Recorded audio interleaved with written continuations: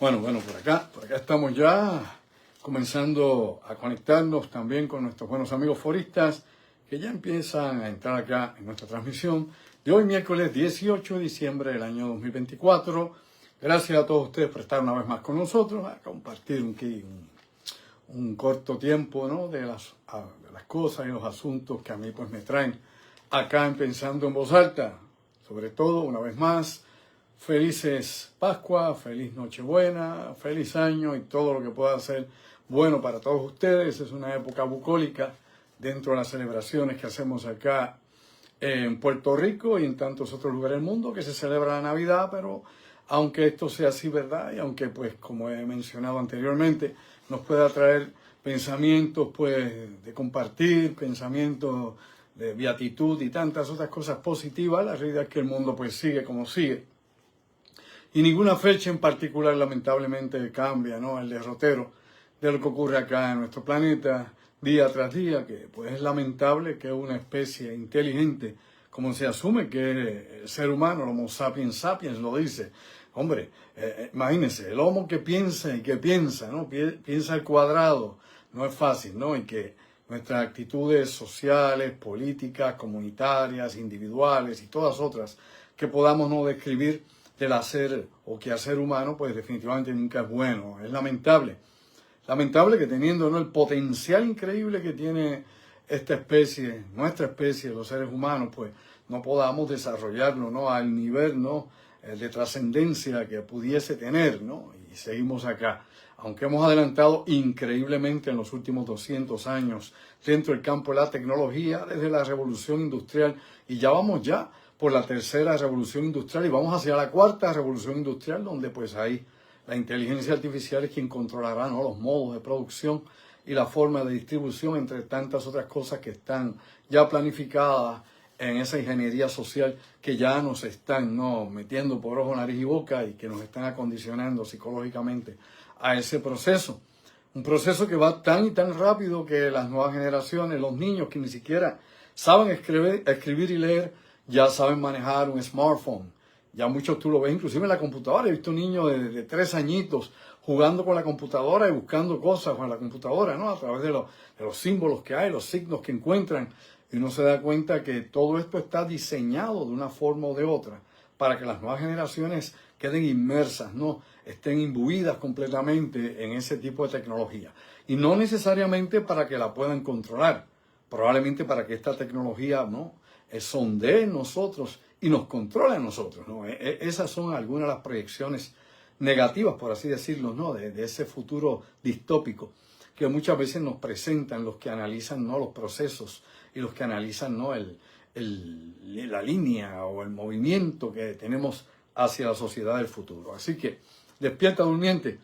Traigo esto porque, qué sé yo, es una inquietud que uno tiene, ¿no? Y yo como antropólogo siempre he tratado de ver no únicamente el pasado de la humanidad y nuestro presente social, ¿no? y nuestro desenvolvimiento como tal, sino tratar de ver hacia dónde nos lleva esto. Y uno, pues lo único que tiene de ejemplo es el pasado, ¿no? Lo que ya sabemos, lo que ya se ha descrito, ¿no? Desde la prehistoria hasta el momento de la escritura ya en Sumeria, hasta lo que ahora pues estamos experimentando en este cambio social, en esta transformación que se está dando, que es inevitable, pero que nadie sabe realmente cuál es la dirección que lleva esta evolución social, hacia dónde nos lleva específicamente, ¿no? Los cambios son continuos, ¿no? Y hay cambios que pueden ser positivos y ayudan, ¿no? a la mayor parte de la sociedad, a los seres humanos, pues a mejorar, ¿no? A subir su calidad de vida o sobre todo a ampliar sus márgenes mentales, es decir, ampliar su intelecto o inclusive su espiritualidad. Pero cuando usted no encuentra esto en el proceso mismo que se está experimentando y todos estos cambios que nos llegan de tecnología, de nuevas modas, ¿no? Lo que está en boga, lo que está ahora por hacerse, de las tendencias que puedan haber y todo lo que va formando o deformando al ser humano, pues uno trata de buscar hacia dónde apunta esto, ¿no? ¿Qué es lo que se espera? En pocas palabras, ¿qué depara el futuro de aquí a la próxima generación o 2 generaciones o aquí a 2 o 3 décadas? ¿Qué va a haber de todos nosotros, ¿no? ¿Cómo se va a desenvolver toda la sociedad y si el mundo como tal, ¿no? La humanidad, ese reguero de gente que tenemos seccionada, regada por todas partes del planeta, que unos van para allá, otros para acá, unos bajan, otros suben, otros dan la vuelta, otros dan media vuelta y que nadie está de acuerdo para casi nada. Pues bueno, dicho de esa manera, uno trata de buscar si es que esto es no una cuestión lineal, o si esto es una cuestión cíclica, o si esto es una cuestión que pueda ser inclusive asimétrica en la forma o manera en que el crecimiento, el aprovechamiento de la tecnología, el conocimiento, la ciencia y toda la informática que hay involucrada en nuestro proceso mismo va a llegar de igual forma a otros pueblos. En la actualidad, todos lo sabemos, no es así. La educación aquí definitivamente no solamente está segmentada, la educación también está dividida, inclusive por clases sociales, lo sabe, ¿verdad? Hay quienes no tienen, lamentablemente, la oportunidad de poder llegar a altas esferas, ¿no? de estudio, en formaciones para el desarrollo, la investigación, tal vez, de lo que pueda ser el movimiento, el motor mismo de la economía y el desarrollo de la humanidad, nada de eso. O sea, eso está obviamente limitado a unos grupos que tienen acceso a ese tipo de nivel. Al resto de la humanidad, si usted va a dar la vuelta por lo que llamábamos los países del tercer mundo, los países pobres, usted se da cuenta que la educación es paupérrima, ¿no? Y que no hay facilidades físicas ni facilidades de ninguna índole, que son muy pocos los pequeños, diríamos nosotros, reductos donde pueda haber este tipo de recopilación de información. Y que si usted está al día de lo que continuamente se vive en este mundo, obviamente las clases privilegiadas en todos estos países pobres son los que tienen acceso a la educación de primer nivel. Y me explico brevemente antes de entrar directamente en algunas de las cosas que quiero platicar hoy. Usted se da cuenta que son los hijos de los líderes, de los tiranos, de los reyes, de todo este tipo de gente que controla la economía de un país o que se enriquece con el trabajo de los demás. Y nuevamente esto no es a favor ideológico ni de capitalismo, ni socialismo, ni comunismo, ni democracia, nada de esto. No se me despide por ahí, es meramente los hechos de la vida real. Lo que pasa ahí, no importa el régimen que esté, no importa cuál sea la etiqueta que se tenga. La realidad es que nuevamente los hijos de los privilegiados son los que van a estudiar Europa. ¿Es o no es así? ¿Dónde estudió Kim Jong-un? ¿Dónde fue? ¿A un instituto tecnológico del gobierno de Corea del Norte? ¿De verdad, boludo? Claro que no. Fue a estudiar a Suiza, él y su hermana. Para darle un pequeñísimo ejemplo, busque obviamente dónde va la élite latinoamericana a estudiar. No se quedan en su país natal. ¿Quién le dijo y cuándo le dijo? Van a estudiar nuevamente a Europa o a los Estados Unidos. Es decir, las mejores universidades o formaciones posibles para que estos puedan después que heredar el poder nuevamente, ¿no? Estas oligarquías, y puedan mantener, ¿no?, el conocimiento que tienen, la experiencia, la información a su mano, que el 90 y pico % de su población carece total y completamente de él. Que era lo mismo que hacían los antiguos sacerdotes mayas, los antiguos sacerdotes, por ejemplo, mexicas, o de otros pueblos, toltecas, el que usted quiera, por darle ejemplo a esas civilizaciones allá en México y en Centroamérica. Usted puede buscarlo en todo el planeta y se da cuenta que siempre la élite era que era educada en ciencia, en cómo administrar, en las matemáticas, en cómo poder planear, en cómo poder desarrollar lo que quería la élite en particular. Y eso es así a través de la historia en todas partes, inclusive en Grecia, donde que dizque había democracia. Allá, sí. Allá en Atenas, es la élite. Y son un grupo específico, ni mujeres, ni extranjeros, ni esclavos, ni libertos, nada de eso. Y así ha sido siempre, no solo en Occidente, sino en Asia, mucho más. Si usted ve el sistema de producción asiático y cómo se dividían los reinos y quiénes eran nuevamente los que estaban, ¿no?, ilustrados de la información y conocimiento, una casta específica. Así que ese ha sido el modus operandi a través de la historia, en todas partes, sea obviamente entre sistemas tributarios, de tribus, sea entre sistemas obviamente imperiales o bajo monarquía, a través de los más de 6.000 años de historia de la humanidad. Esa ha sido la receta que nos han puesto a nosotros, a los muchos, a los comunes. En la actualidad, pues bien, todavía quedan reinados, eso no es así, claro que quedan reyes todavía obviamente hay dictadores todos los días y seguirá habiendo dictadores porque eso ya es la nueva tendencia en el siglo XXI, o no se ha dado cuenta, el de tener dictadores full time todo el tiempo, ¿no? Estos individuos pues, que llegan al poder de una forma democrática y después se adueñan de todo.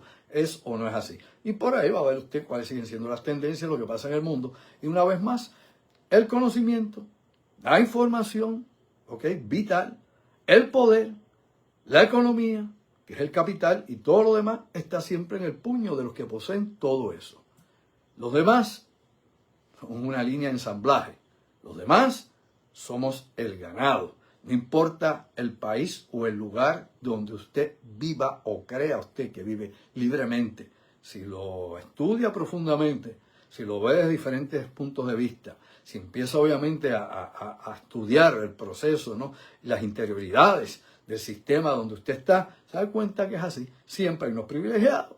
Los ricos siempre han abusado de los pobres y seguirán abusando de ellos. Esa es la vida, lamentablemente, y parece ser que nadie quiere cambiar eso. Y por ende, el ejemplo que uso, y lo uso una vez más, en los Estados Unidos, donde solamente los millonarios o los billonarios gobiernan. ¿Es o no es así? Y usted, plebeyo, así es la vida.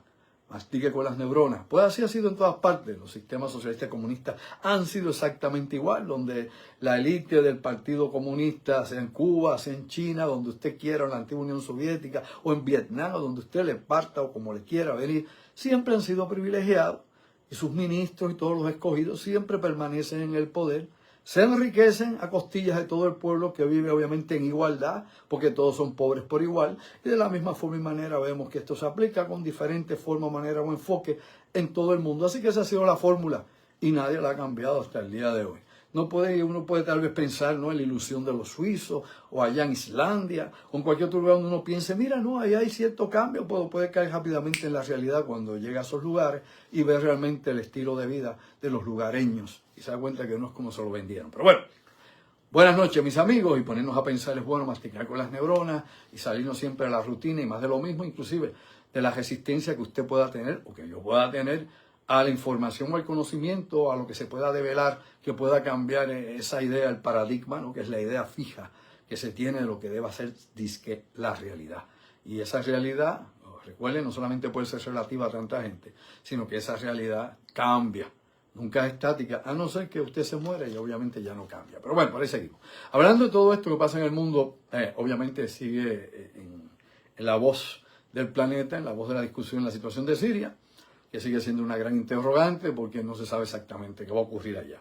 Usted recuerda que habíamos mencionado por acá hace una semana atrás de que los rusos querían permanecer, ¿no?, con los muelles que habían adquirido durante el gobierno de Al-Assad y mantener sus bases aéreas. Y usted sabe que durante esta semana los rusos movieron, ¿no?, sus barcos y todo lo que puedan ser sus activos navales. ¿A dónde? Bueno, los enviaron a Libia, allá donde estaba Gaddafi, donde ha estado aquello, como dicen por ahí, manga por hombro, ¿no?, donde estuvieron los incidentes, donde mataron al embajador de Estados Unidos en la pasada década y todo lo que ocurrió. Bueno, un lugar que es tan inestable, aparentemente es más estable para la Marina de Rusia estar allí con sus buques de guerra que estar en estos momentos en Siria. Que aunque hay en estos momentos conflictos internos en Libia, donde, para que usted sepa, el mejor petróleo del mundo no es el de Venezuela, no es el saudí, no es el de Estados Unidos, no es el ruso, hombre, no, es el de Libia, es el más caro del mundo porque es el mejor para procesar, es decir, para refinar. No es un petróleo pesado, cargado de azufre, como he explicado muchas veces, como el que pasa, por ejemplo, de Venezuela o otras regiones del mundo, que hay petróleo, pero depende cuán sucio sea, cuán espeso sea el petróleo, cuántos componentes estén en él, cuántos minerales puedan haber dentro, ¿no?, del mismo fluido, etcétera. Hay 40 cosas que le podría explicar un químico industrial sobre eso en particular, pero el mejor, el más fácil de refinar, obviamente es el de Libia. Por eso siempre ha sido importante y por eso siempre estuvo bajo el ojo de la mirilla Gaddafi, por eso es que aquello allí sigue de territorio apache, que aunque los rusos se han movido allí, vamos a ver qué pasa con este movimiento, porque es importante que veamos cómo se juega ese ajedrez internacional.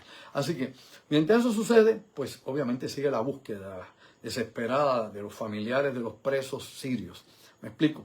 Usted sabe que por 13 años estuvo este conflicto armado, aunque siempre hubo disidentes dentro de Siria, desde la época inclusive del padre de Al-Assad. Todo esto ha sido parte, ¿no?, de todo ese cambio de intereses, tanto internos como externos, es decir, exógenos que llegan allí, países con unos intereses económicos, políticos, los que fuesen, movimientos militares externos vis a vis lo que hay dentro de Siria y que podía mantener el gobierno sirio, no podía mantener. Yo expliqué aquí que el gobierno sirio, que aunque su postura era obviamente de riña con Israel, sí permitía operaciones israelitas o israelíes dentro de su territorio y que no tenía represalias, mientras Irán exigía que hubiese represalias, y había todas esas operaciones tanto de los iraníes dentro de Siria como de Hezbollah, de gente de Hamas que iba allá a entrenar, y hutíes y tantos otros que obviamente son enemigos de Occidente, pues usted los tenía allí activos. Pero obviamente Al-Assad trataba de caer como un siempre parado, tratando de tener alguna vía, ¿no?, con Occidente o inclusive con su poderoso enemigo militar Israel, y lógicamente tener el único salvoconducto que tenía o salvavidas, que era ¿quién? Rusia. Porque aunque Irán siempre daba armamentos o de alguna forma u otra también se beneficiaba de lo que pudiera producir Libia, mejor dicho Siria, Libia ya saben que es el área de escape de la Marina rusa, pues mantenía obviamente por sus propios intereses actividad y intercambio militar y de asesoría con las fuerzas militares de Siria, porque era realmente para usar a Siria como parte de su trampolín para mantener su guerra con Israel, no en sí porque le importara un pepino al golo a Assad, porque a la hora de la verdad fueron los rusos quienes lo sacaron de allí. Pero bueno, dicho eso, a lo que voy es que sigue esta búsqueda, obviamente de los familiares, de más de 30 y pico de mil, no se ha definido, sobre 30.000 desaparecidos en las prisiones únicamente. Estoy hablando de gente que ha desaparecido durante el conflicto, qué sé yo, en un pueblo, en un campo, en el desierto. Esos son otros, ¿no? Esos son otros. Porque, por otro lado, usted sabe que allá en Gaza hay más de 11.000 y pico desaparecidos que se asume que están debajo de todas las ruinas de lo que fueron sus ciudades allá en Gaza.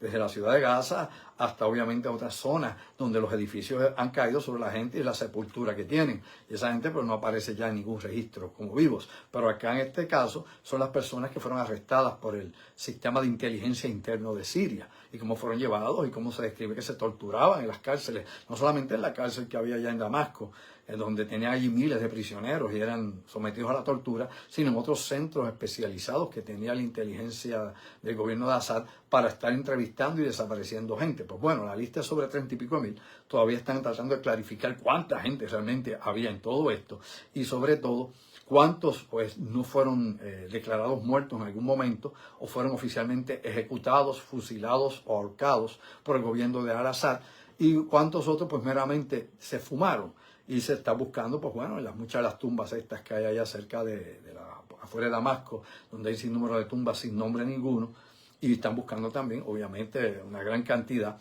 de estos huecos grandes que usted sabe que se hacen, obviamente donde se meten gente en gran cantidad, donde usted allí pues no sabe quién está metido en estas fosas comunes que se hacen en todas partes, en todos los conflictos, en todas las guerras del mundo hay fosas comunes. Las hicieron los norteamericanos en Vietnam, enterraban en fosas comunes cientos de soldados del Vietcong de Corea o de Vietnam del Norte, se hicieron en Corea también, en la guerra de Corea en los 50. Usted no iba a ver quién era fulano de tal, y menos si no tenía identificación, se hacía una fosa común, ahí se echaban todo. En todas las guerras hay fosas comunes. Así que usted lo encuentra, por ejemplo, en Italia, cuando Benito Mussolini, cuando ejecutaba a la gente, lo fusilaba, este aliado, ¿no?, de Adolf Hitler, pues también tenían allí miles y miles de personas en fosas comunes. Se vio también durante la Guerra Civil Española, pregúntele usted o si es o no es así, miles y miles también enterrados en fosas comunes que nadie sabe qué fue de ellos o dónde terminaron. Así que lo que quiero decir con este es que es el modus operandi, es la forma de lo que ocurre cuando hay este tipo de conflicto. Pasó obviamente allá en la guerra de los Balcanes, pasó obviamente con lo que era la antigua Yugoslavia. Usted tiene miles y miles y miles de personas en fosas comunes. En África eso es cosa de todos los días, eso es común, allá nadie pregunta, porque allá son millones los que están en fosas comunes en África. Y así puede estar, usted puede ir por lugar, los nazis, bueno, los nazis los cremaban, usted sabe que los sacaban del campo, el mismo campo de concentración, una vez te gaseaban, iban y te cremaban y se quedaban con la ropa, con las prendas de oro, muchas de estas prendas de oro y el oro de los judíos fue alegadamente localizado en Suiza, y otros también se localizaron en Oriente. Los alemanes, los japoneses tenían intercambio inclusive del oro, de sus prisioneros, entre tantas cosas más. La historia es oscura, no es buena. Y cuando usted ve eso, se da cuenta que es la peor parte del ser humano. Así que cuando usted trata de ver eso hacia el futuro y dice, caramba, ¿cómo será esto? Si realmente pues no hemos aprendido, no hemos cambiado nuestra conducta, seguimos siendo unos bárbaros, seguimos siendo unos trogloditas, son prácticamente, ¿no?, caníbales depredadores de los seres humanos mismos, y esto pues se expresa de diferentes formas y maneras. Ahora, esto bien, hemos hablado aquí muchas veces, y esto es un tema que está más que discutido, la cuestión de los nazis y los campos de concentración de Adolf Hitler.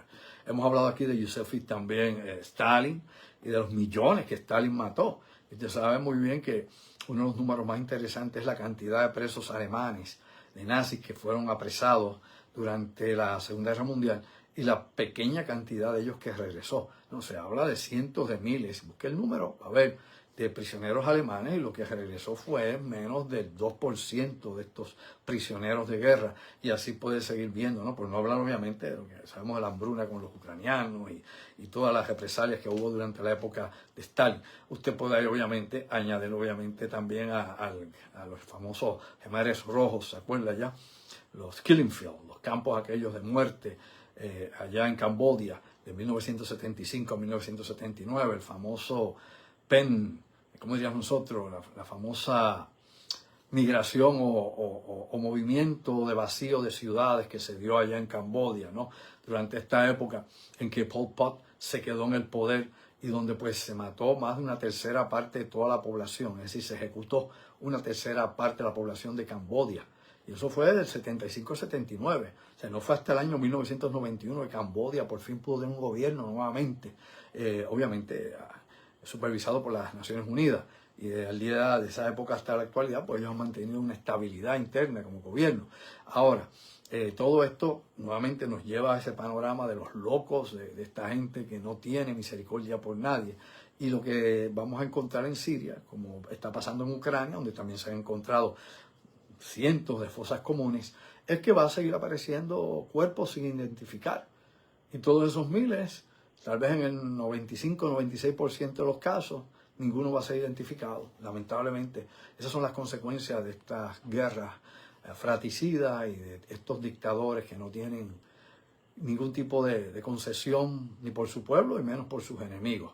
Ahora bien, hablando de otros asuntos, porque esto pues, en Navidad pues uno dice, caramba, uno no piensa en eso. Bueno, pues eso es que está pasando. El problema es que uno quiere que haya un cambio en el mundo y no lo vemos. Si usted lo ve, explíquemelo, porque el cambio en el mundo, pues, que a usted le vaya bien es una cosa de su familia, que le vaya mal a los demás, pues eso es lo que es triste, ¿verdad? Uno quisiese que todos estuviesen bien, el vecino, el amigo, el primo del primo, etcétera. O sea, lamentablemente es una visión idealista, pero es lo que se quisiese, ¿no? Para que hubiera armonía de alguna forma o manera, cosa que no hemos tenido nunca.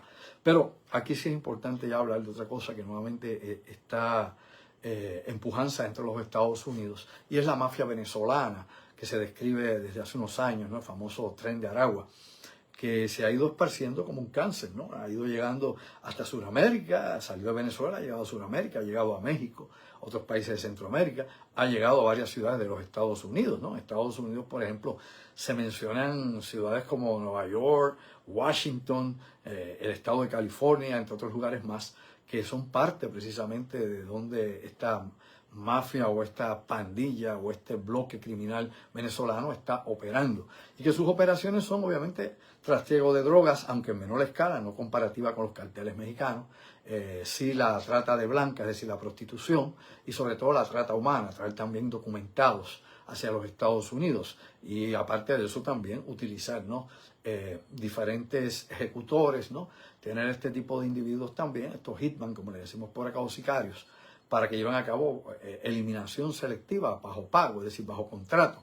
Y esto, para que tenga usted una idea, es tan importante que, por ejemplo, el gobierno de los Estados Unidos, específicamente el FBI, ha ofrecido más de 12 millones de dólares para cualquier información que pueda ayudar, ¿no? A desmantelar esta red del Tren de Aragua allá dentro de los Estados Unidos. Así que es una de estas organizaciones criminales que normalmente se infiltran en los Estados Unidos. En Estados Unidos hay muchas organizaciones criminales, inclusive muchos de estos clubes de motoras que usted ha escuchado toda la vida, por ejemplo, Hell Angels, los Moguls y otros más, que salen hasta en películas, ¿no? Que son, ¿qué diría yo?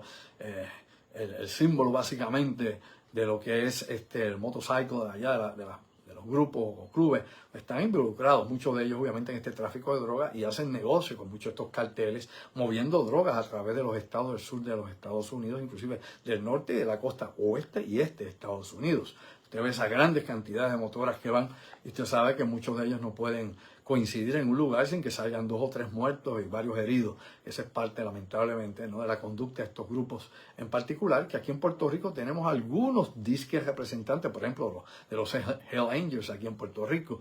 No, claro que no hacen lo que hacen por allá, acá la cosa de menor escala, pero definitivamente Estas organizaciones también son parte del transporte que utilizan otros grupos criminales como los llamados aztecas o aztecas, ¿no? Los aztecas que están también mexicanos y chicanos que están dentro de Texas, por ejemplo, zonas de Nuevo México, Arizona también, que son otros estos grupos criminales. No solamente cuando hablábamos de las bandas aquellas que venían de El Salvador, ¿se acuerda usted? La Mara Salvatrucha, sino que muchas otras maras, otras organizaciones están, y son miles y miles y miles de sus integrantes.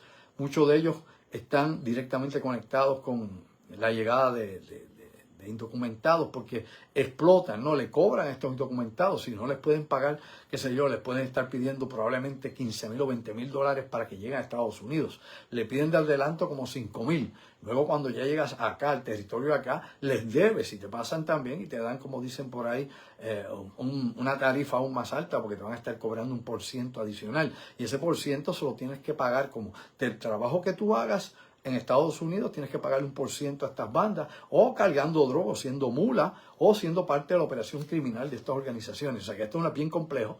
Esto lo entiende muy bien la DEA, el FBI, ellos trabajan con esos esquemas.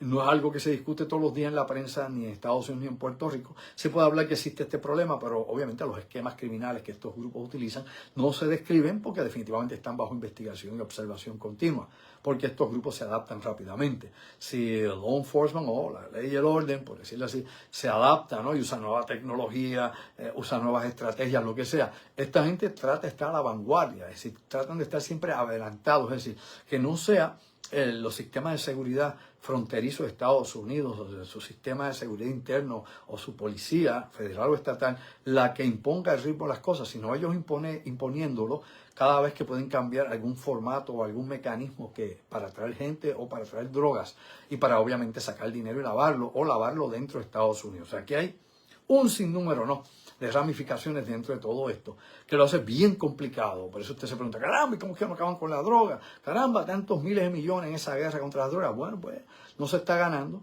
Algunos dicen que se perdió. La realidad es que algunos piensan que se puede ganar la guerra contra las drogas haciéndolas legales para entonces quitarle el negocio a esa gente y darle el negocio a la farmacéutica, boludo, bobo, tonto, despierta, durmiente. Bizcocho, bizcocho. Ya no lo producen los carteles de allá, ahora te garantizamos que va a haber una fórmula, ¿no?, adecuada, procesada, qué sé yo, la que sea, y va a ser ahora una farmacéutica la que te la venda, un productor ya que paga, ¿no?, que paga un tax al gobierno de Estados Unidos, y hay una reglamentación, o sea, del FDA o de una agencia nueva, quién sabe.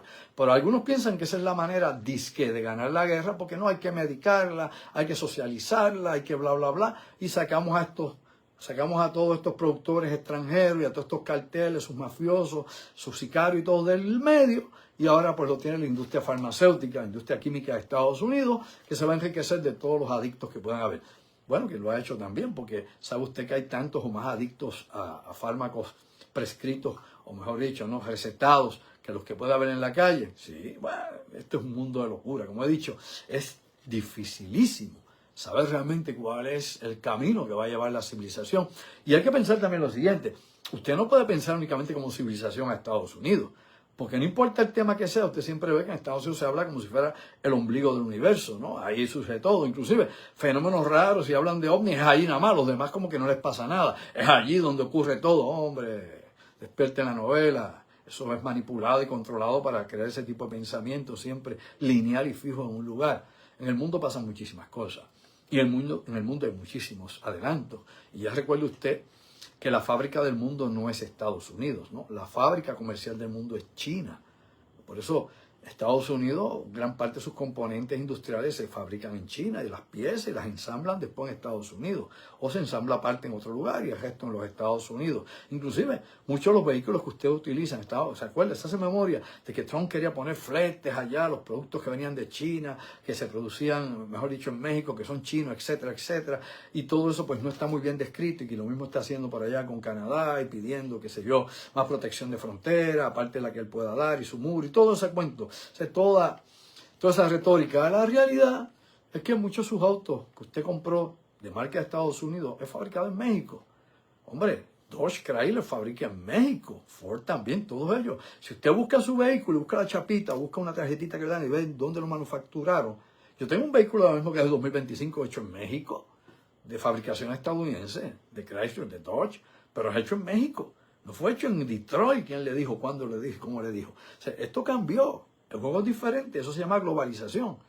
Y la globalización no es otra cosa que no necesariamente los gobiernos que son que la empujan, lo empuja que la empresa, las transnacionales, las multinacionales, porque sale más barato en este lugar, sale más barato en este otro, puedo ahorrarme esto, hay más ganancia acá, la venta es mayor en este otro sitio, y usted hace entonces una red de producción, desarrollo, distribución de todos los vehículos, y finalmente el mercado que quiere alcanzar, tratando de evadir obviamente costos innecesarios o abaratarlos. Por eso es que China se aprovechó de todo eso, y lo expliqué hace muchos años. O sea, China se aprovechó ¿de qué? De la ambición de los empresarios estadounidenses y europeos, que teniendo allá mano de obra barata y donde no le iban a poner ni infligir ningún tipo de, digamos, de trato que fuera a ser opresivo para sus ganancias económicas, es decir, que le fueran a dar regulaciones o lo que fuese, pues podían ir allá y usted saque por ahí lo que quiera y fabrique y ponga aquí la fábrica cuando quiera, como quiera, lo que le dé la gana, quiera fabricar aquí. Y aquí lo tenemos todo. Y eso, pues lamentablemente, para Estados Unidos fue un tiro por la culata, como le pasó también a Europa, un tiro por la culata. Pero bueno, ese no es el tema directamente, pero sí hay que estar muy atento nuevamente a la cuestión de este tren de Aragua, que obviamente ahora está fijado no únicamente por los Estados Unidos y el FBI, sino por muchos de los países latinoamericanos. Inclusive, usted sabe muy bien que acá detuvieron en Colombia, el día de ayer en Colombia, al tercero en el poder del Tren de Aragua, de esta banda criminal venezolana, a Joan Michel García Rojas, lo arrestaron en Colombia. Y están tras los pasos del segundo, el grupo también, allá en México, alegadamente bajo la nueva regencia de su presidenta, están tratando de primeramente cortar las líneas de los grupos criminales que puedan ser venezolanos o puedan venir de cualquier otra parte de Latinoamérica o Centroamérica, para entonces una vez eliminar ese flujo de dinero o esa influencia que pueda haber de estos países, entonces poder alegadamente contrarrestar contra los carteles directamente internos. Veamos a ver, con la boca es un mamey, yo lo veo muy difícil, súper difícil. Pero bueno, vamos a otro asunto para terminar, que hoy estoy aquí un ratito nada más aquí pensando en voz alta. Usted sabe que el primer ministro de Israel, Benjamin Netanyahu, tal vez el nombre más pronunciado en los últimos par de años en el mundo, más inclusive ahí con Putin, Biden, pues ya Biden ya casi no se acuerda que existe ese señor, pero bueno, ahorita ya pasará el retiro definitivamente político y de lo que sea. La cuestión es que obviamente Netanyahu estuvo hoy en Siria, ¿sí? Allá en las alturas de Golán, estuvo Netanyahu en el monte Harmón, que eso era parte del área o la zona que estaba territorialmente todavía bajo control de la fuerza siria. Usted sabe que una vez empezó este conflicto, aumentó en intensidad y cayó el gobierno de Assad a principios de este mes, pues las tropas sirias abandonaron todas sus posiciones fronterizas en todas partes. No hay tropas sirias en ninguna de sus fronteras. Israel, como sabemos, pues adelantó varios kilómetros dentro de Siria. Planes que tiene Netanyahu y su gobierno es aumentar la población de israelíes allí en las alturas de Golán, es decir, poner colonias allí ahora, o sea que no solamente tener las alturas que tenían, apropiarse de más territorio y meterse como hicieron en Cisjordania, es o no es así. Colonos también allí, seguir por ahí escalando, muy interesante. Era lo mismo que hacía Stalin con Ucrania, que iba metiendo más rusos y más rusos. Por eso que usted encuentra allí en el Donbass tanta gente que habla rusa, porque los metía Stalin allí. No era de ellos, no era. Estudia y sepa de qué habla antes de decir sanganá. Aquellos eran todos ucranianos, era territorio de Ucrania, ¿ok? Por cientos de años, por siglos. Entonces, pues llegó la época de Stalin y empezó a meter gente, a meter más gente allí. Recuerde que Stalin es de Georgia. De ahí empezó a meter más gente y obviamente lo hizo en forma inteligente. Si usted sigue buscando, va a encontrar diferentes lugares donde tiene este tipo de comunidades que fueron llevadas allí en la época de Stalin, Moldavia, y por ahí puede seguir para allá. Va a ver que tiene lugares que fueron regiones de colonos rusos puestos allí, pensando en un futuro precisamente mantener la cohesión de la Unión Soviética, teniendo poblaciones de habla nativa rusa en todos estos países que eran satélites o que eran diferentes estados que estaban bajo la Unión Soviética o eran parte de esta organización política militar, de esto que fue un estado obviamente represivo en su momento, el pasado siglo. Ahora bien, esto, de nuevo lo traigo, lo de Netanyahu es interesante porque incluso ha habido reportes que describen que a 20 millas de Damasco se han visto vehículos con banderas israelitas que están por allí de Israel, están dando la vuelta por allá cerca, en la periferia, cercano a Damasco. No se sabe si son operaciones especiales, como dije hace unas semanas atrás, de comandos israelíes ubicando, ¿no?, algún tipo de armor, de armas químicas, algún búnker que tenga armas químicas o algún otro tipo de artefacto de destrucción masiva. Tal vez no, pero es curioso, llevan la bandera de Israel flotando para que no le disparen creyendo que no sabe quién otra cosa es. Parece ser que nadie se atreve en estos momentos a dispararle a las operaciones israelíes dentro de Siria. Saben que obviamente el fuego graneado va a ser mucho mayor, la respuesta que venga. Y en estos momentos tampoco hay una estabilidad ni hay un gobierno que esté a cargo total y completamente de Siria. Siguen las luchas internas, sigue fraccionado. Así que el año que viene veremos a ver en qué sucede nuevamente en Siria, qué nuevo gobierno hay, qué se va a determinar allí con esta gente, qué va a pasar con Ucrania y con Rusia, si se llegará a la paz durante la nueva administración de Donald Trump y si se puede llegar a una paz que sea duradera, que sea justa para todas las partes, y que el mundo pues tenga un detente en lo que se llame violencia. Claro, eso es lo utópico, de nuevo, es el sueño. Pero la realidad es que el mundo es violento y que cada día se pone mucho más difícil cada momento que pasa. Bueno, hasta aquí los dejo. Estaremos el viernes con el ingeniero Orlando Pla acá, en la otra realidad, a las 8 de la noche. Les agradezco a ustedes todo lo que hacen con nosotros, ¿no?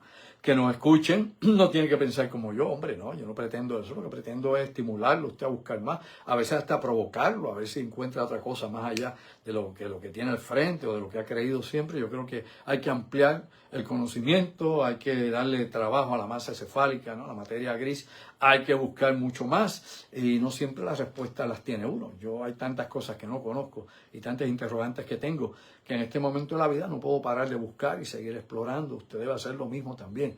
Siga buscando y recuerde que la mejor manera de aprender es ser autodidacta, pero utilizando información correcta, porque si usted se llena de basofia, ¿no?, de información incorrecta, de desinformación, no pretenda que va a conocer algo de algo, que va a vivir en la realidad o meramente esté cerca de alguna verdad. Hay que definitivamente uno depurar lo que uno pueda, ¿no?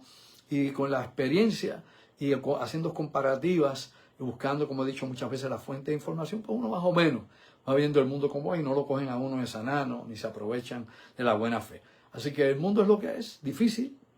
La fuerza mayor de la mentira inunda todas las esquinas de este planeta y a base de eso y otras cosas más, pues nos mantienen sometidos a todos a un régimen, lamentablemente, que no permite el mejor desarrollo del potencial humano. Y ahí estamos todos nosotros. Pero bueno, hay que seguir haciendo la lucha.